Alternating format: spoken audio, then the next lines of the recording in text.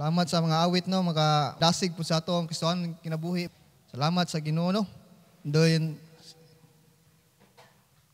nindot kay may sunan kung nakay bago, bagong balay, bagong motor, bagong sakyanan. Nindot paminaw, no, bago, bagong church church, no, bago ba, no.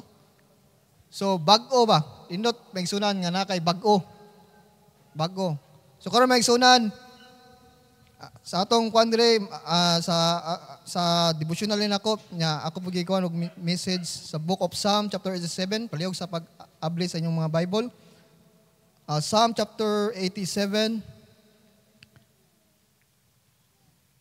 Dire makita nato mga igsunan, this book of kani nga libro mga igsunan is gisuwat ni para sa mga anak sons of Korah. Kaning mga sons of Korah, mga kuan sila mga assistant sa simbahan. Nasa simbahan ba, kumbaga church worker sila ba, nasa sa simbahan nga nangalagad ba. Yung mga sons of Korah, mao ni gisuwatan sila maigsunan. And then igipakita sa pulong sa Ginoo unsa ang umaabot, unsa ang hulagway sa umaabot maigsunan sa Book of Psalm. Makita na nato nga Song of Prophecy. Gikantan lang propesya na ban ang propesya giwali man. Kani giawit nya karon maigsunan mo to nagaingon ko ngano nindot na atay bag-o bagong sakyanan bag-o nga butang unsa bag-o sa atong kinabuhi kay ngini maigsunan naay joy bag-o nga maabot ani diri nga kani nga makita nato maigsunan karon sa pagbaybay nato ani nga sa pulong sa Ginoo. So before that mag-pray sa ta. Among langit tong Amahan, Ginoo, salamat Lord sa imong kaayo sa imong kinabuhi. Salamat Lord sa imong pulong. Salamat Lord sa imong kusog nga gihatag kanamo Ginoo.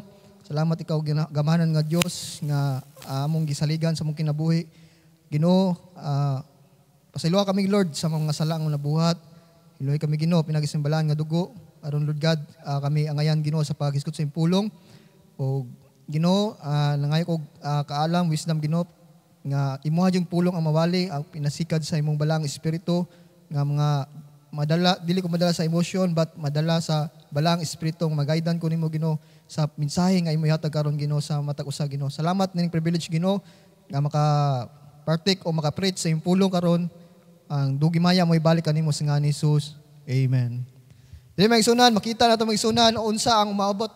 Unsay umaabot nga mabutang nga may tabo sa atong kung ikaw luwas ka maigsunan kung naang gi-claim nimo nga usa ka overcomer mao ni may tabo sa imo. Kung usa ka natubos sa dugo ni Kristo, mao ni ipakita sa imo karon nga mao ni nga kani nga mensahe makita nimo sa unahan unsa ang umaabot maigsunan kung sa katong mga tawo nga nakaangkon sa kaluwasan ni gihatag ni Kristo. Maigsunan, ang title sa atong mensahe maigsunan, In the City of God. Sa syudad sa Ginoo naay may tabo maigsunan. Sa syudad sa Ginoo naay pangitabo kanang wala pa mo maibawi. Do you remember maigsunan kato pag last Sunday no? Sunday katong overcomer. Sa last katong kuan ni pastor nga katong mga overcomer na day bag-ong name si Christ. Bag-ong nga si Kristo. Mao ni dire connection na po ni siya nga mahitabo didto sa lugar sa Ginoo. Amen. City of God maigsunan. Unsay naa duha ra ni ka puntos maigsunan. Unsay makita unsay may tabo sa city of God. Unsay mga daghan may tabo maigsunan. Tanawa sa verse 87 maigsunan. His foundation is in the holy mountains. Ang iyang pundasyon sa balaan nga mountains which is the Zion, the new Jerusalem. Mao ni ang gipasabot diri sa kuan nga holy mountains ang bag-o. Ang bag-ong Jerusalem maigsunan. The Lord loveth the gates of Zion more than that all dwellings of Jacob. Di ba nasayon ta maigsunan nga ngani siya Jacob, dan nahimo siyang lugar, nahimo siyang Israel. Mas gigugma sa Ginoo ang gates of Zion. Mas gigugma sa Dios ang bag-ong Jerusalem nga gikan sa langit mukunsad kaysa katong nagpuyo karon nga wala mo dawat sa kaluwasan nga gihatag ni Hesukristo. Wala mo dawat sa Misaya, mga Hudyo nga wala mo dawat ni Kristo. Sa pagpamatuon ni Kristo, nga nibalik ang Misaya, wala sila mo accept, ilang reject ang Misaya. Mas gigugma pa ni Kristo ang mga nakaangkon, ang mga hintil.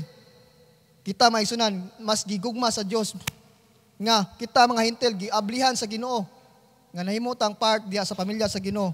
So mao ning gipasabot sa Ginoo nga the Lord loveth the gates of Zion more than all that the dwellings of Jacob, which is the Israel, maigsunan.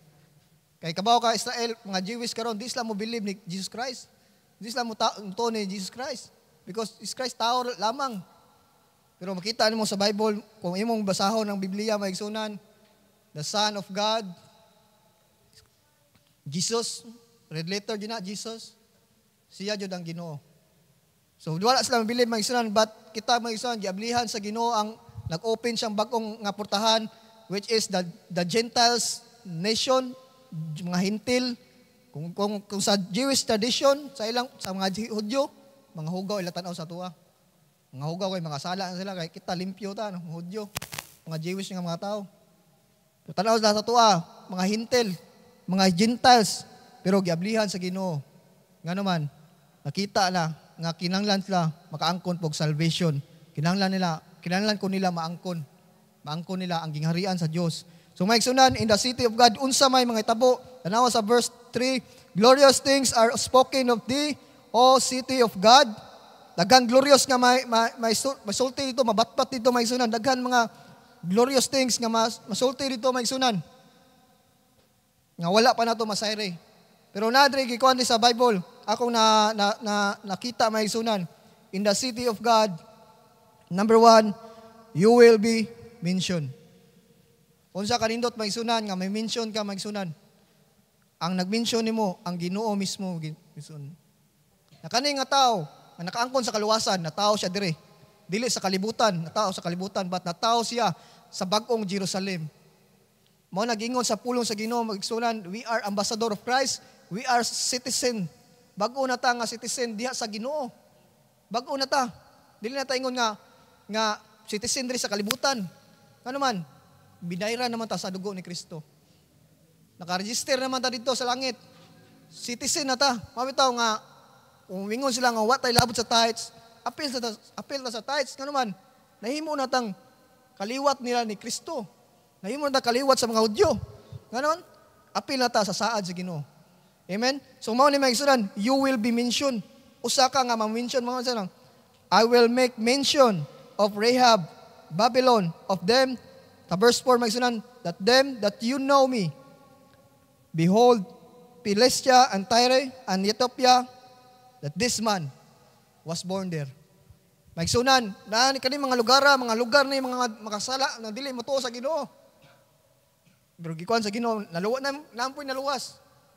Amen? Na save ba? Kani nga lugar, nampoy na save nga lugar. Pero ingon lang Ginoo, kaning tawhana ako na mention. Nya kaning tawhana luwas ni. That this man was born there. Unsa kanindot nga wala ka magdahom sa imong kinabuhi, nga imong sa diyang inaangkon mo si Kristo, ang imong citizenship dili na kalibutanon, kundi spiritual na. Ang imong umaabot nga balay, dindot nga balay nga mismo ang kahayag sa Ginoo na mo protect na to. Amen?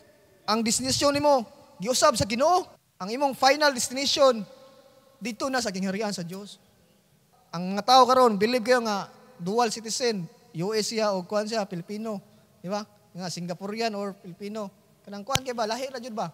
Pero kita maigsunan nakaangkon sa kadawat sa kaluwasan ni Kristo. Lahi ta nila. Mas labaw pa ta nila man tinubos ta sa dugo ni Kristo. Ang atong puy-anan dito sa walay katapusan, eternity, uban ni Kristo, uban sa gingharian sa Dios dito mga Kristohanon. Mo ni magsunan, you will be mentioned. Ma-mention maigsunan. Ikaduha maigsunan, you will be counted. Counted ka. Nga, this man was born there. Then sa city, sa siyudad sa Ginoo, tanawa sa verse 5, and Zion, it shall be said, that man was born there in her, and the highest himself shall establish her. Mao ni ang tao. Si Kristo mismo nag-establish sa imuha. So nganong nakapadayon maka sa ministry, nganong nahimo man kang overcomer. Anong kuan maka kung ikaw nakapadayon sa ministry o nangalagad sa Ginoo, tinuanay nakita sa Ginoo imong singkasing, gitawag ba ya kag overcomer. Duha nga overcomer nga luwas na. Ikaduha, overcomer nga katong mga naay posisyon diya sa bag-ong Jerusalem. Kato mga nangalagad uban ni Kristo. So, overcomer. So, kinsa may nag-establish ana? Si Kristo. Ang strength, aning tawhana is si Kristo lamang. Ang iyang pimayaon sa iyang kinabuhi, si Kristo lamang. Sa iyang paghatag para mahimaya ang Ginoo, mao ni siya, si Kristo. So, verse 8, the Lord shall count, di ba? The Lord shall count when He, gyunsa man ta sa Ginoo. Sa diyang atong naangkon si Kristo, sa diyang naluwas ta no, na-save ta ba? He write it up the people. Dili si mismo ang Ginoo jud ang nagsuwat jud. Dili ingon nga anghel ya gipasuwat di mismo si Kristo jud ang nagsuwat sa tungan. Sa diyang there is a new name in glory. Dili day si Kristo, dili day ang anghel nagsuwat, mismo si Kristo nagsuwat. He write it up the people that this man was born there sila. Nya kaning tawhana na tao jud ni dire sa bag-o nga place ang New Jerusalem. Nga unsa kanindot nga si Kristo mismo nag-hands-on sa pagsuwat sa imong han. Amen. Sa diyang na-receive nimo si Christ, si Kristo mismo ang nakuan mo ni may tabo may sunan in the city of God. You will be mentioned, kedua you will be counted. Suwat ka nga iya ka sa Ginoo, nga nakaangkon ka sa kaluwasan ng gihatag sa Ginoo. And then verse 7, as well the singers as the players on his instrument shall be there, all my springs are in thee. Diya sa katong bag-ong nga lugar, giingon diri nga sa Book of Psalm nga hasta na mga musician napo dito, natanan dito maghimaya sa Ginoo. Mo na may sunan, di na to mayang-yano ang music ministry kay magamit po na diday, dili na mawa dito sa langit. Ang mawa dito ang mga basketball, volleyball, tennis, yun na mga activity, rides, or unsa pa, di na to ikuan man na physical man na. But ang magpabilin dito ba, ang music dai no, na jud music jud dito nga pagdaig sa Ginoo. Amen. So naa jud to, mawa na yung mga cellphone, mga kuan. Pero ang dito paghimaya sa Ginoo, nato ang di mawa ang kuan pag-awit, pagdaig sa Ginoo, no? Pagdaig sa Ginoo. So, tanawa ta ari ta maghunong sa Revelation chapter 21 maigsunan. Ano yun ma-review na to o makita na to, ma-recall na to sa tong hunahuna maigsunan. So, ato man ni nagian sa Revelation chapter 21. And I saw a new heaven and a new earth, for the first heaven and the first earth were passed away, and there was no more sea. And John saw, unsay nakita ni John, the holy city, New Jerusalem, coming down from God out of heaven, prepared as a bride adorned for her husband. Verse 3, and I heard a great voice of the heaven, saying, behold, the tabernacle of God is with men, and he shall dwell with them, and they shall be his people, and God himself shall be with them, and be their God. Verse 10, and he carried me away in the spirit to the great high mountain, and showed me that great city, the holy Jerusalem, nagunsa man, descending out of heaven from God. Kani mga isa padong ubos, padong na ni sa unsay itsura sa gingharian, sa bagong gingharian sa Dios, unsay measure, unsay sukod.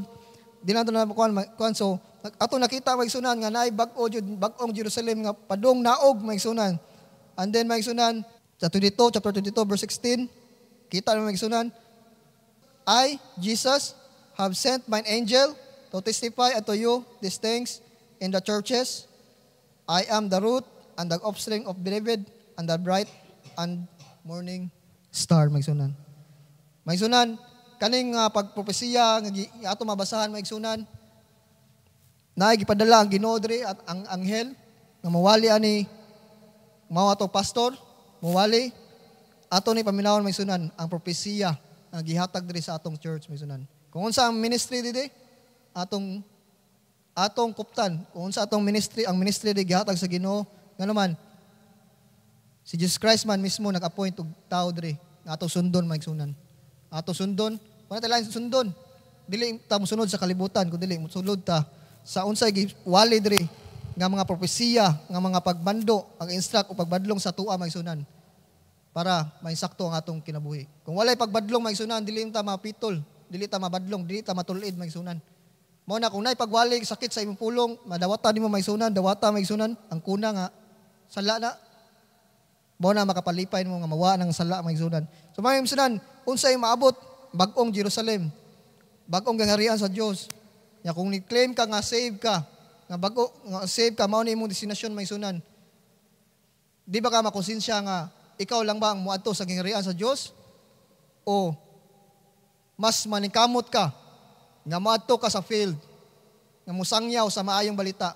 O mas maningkamot ka nga muwali sa maayong balita? Kay daghan pa kayo, wala pa nasuwat sa basahon sa kinabuhi. Ang basahon sa binuhatan nasuwat, pero bisahon sa kinabuhi, wala pa nasuwat dito maigsunan. Nya kung ikaw Kristohanon ka karon, kung tinuod ka Kristohanon luwas, dapat makayuhan ka maigsunan. Nga nay bag-ong Jerusalem, bag-ong gangharian sa Dios, nga maabot, nga ma-mention ka, nga usa ka ka-overcomer, nga usa ka nga lilatas sa mga pagsulay, nga ni accept sa challenge maigsunan. Nga ang yawa maigsunan, nga naang yawa pero ni accept ka sa challenge nga mapadayon ka sa bulhaton sa Ginoo maigsunan. Daghan ba nga wala man nakaangkon ni Kristo? Nadri si Kristo mao na ang kahayag ani nga time si Kristo na mao ang kahayag maigsunan. Siya na jud ang kahayag. Pero diri sa kalibutan naa pa man diri. Ang kahayag naa pa sa tong sulod, naa pa sa atong kasing-kasing, naa pa sa atong hunahuna, naa pa si Kristo ang kahayag na pa diri. Unsaon man nato ni ato lang ni i-stack up o ato ni ipasa sa uban ang kani nga kahayag para pod ang ilangan masulat dito sa gingharian sa Dios. Amen. So mao na maigsunan kanindot sa destinasyon. Pero ang mga nangalaga, ang mga tao sa Ginoo ana-unang glamoy sa yawa. Kanindot sa desisyon, kanindot sa saad sa Ginoo, kanindot sa propesiya, kanindot sa offer sa Ginoo. Pero hinahinay kawa ang mga nangalagad sa Ginoo. Dili lang simbahan, dili lang ko ningon diri nga simbahan nato. Napay daghan mga simbahan ang ginaman na maglamoy sa dautan nga naman kusog kay bira sa kalibutan magsunan. Pero ang pulong sa Ginoo wala jud napabarog sa ilang kinabuhi. Ano man, kalibutan may sentro sa kasing-kasing. Personal nga kinaiya gipatigbabaw. Personal nga panghunahuna gipatigbabaw. Dili ang panghunahuna ni Kristo. Personal nga kuan baruganan sa kinabuhi, dili ang baruganan ni Kristo majud na barog sa kinabuhi. Mo na maigsunan dili sa tong church, padayon ta maigsunan, wali ta sa maayong balita, padayon ta pagkapot sa mga kalag dito sa field, padayon ta maigsunan. Tan-aw nimo gamay naman ta oy. Mao na nindot. Mao na kanang sa problem nga maka-challenge nimo ba? Ay gamay ta magduplicate ta. Amen? Doble ba? Mura sa salida ra dayon si Naruto, duplicate no? Dili, kita pod Christian, gisugo mo ta sa Ginoo diri nga mag-disciple ka. Disciple reach one each one, disciple. Payaw hunong sangyaw sa maayong baluta, ngano man kita ang Ginoo sa imong gibuhat. Yang reward na dito sa gingharian sa Dios ang reward magsunan. Aya pag-aim sa reward diri sa langit tawahanon, na may reward diri. Kita ang reward sa Ginoo diri. But ang atong nindot kay ang reward ba nga moingon ng Ginoo ba? Nga ikapatay na nimo ba moingon ng Ginoo, well done, my good and faithful servant. Kasi moingon ng Ginoo, badlungon ka, you failed the mission. Imo gi-failed ang mission. Nay ka mission, nangabig ang imong mission pangabig sa kalag nya ikaw nagpalayo ka sa Ginoo. Nya namatay ka. Kuaon na ka sa Ginoo kay suhanon mo ka, kuaon na ka sa Ginoo, giingnon ka sa Ginoo, you failed the mission. Na-fail ni mong mission. Unsa nindot? Ingnon ka sa Ginoo nga you failed this mission or well done my good and faithful servant. Great is your reward. Amen. Bisag nagkikiang nakaigsunan unsay magibatin mo sa imong kasing o sa imong physical nga kuan, padayon ta sa pagsangyaw sa maayong balita. Di ta mapugngan og uwan, di ta mapugngan unsa mga butang nga makapugong nato. Padayon ta sangyaw sa maayong balita. Ngano man tanaw ang Ginoo nga kita ang Ginoo sa atong kasing-kasing. Let us pray. Salamat Ginoo sa imong kaayo sa imong kinabuhi. Salamat Lord sa imong pulong Ginoo gihatag Ginoo. Book of Psalms about sa umaabot nimo Ginoo nga gingharian nga diin na lugar nga among destinasyon, among kapadulngan Ginoo sa among lugar nga imong giandan para kanamo Ginoo.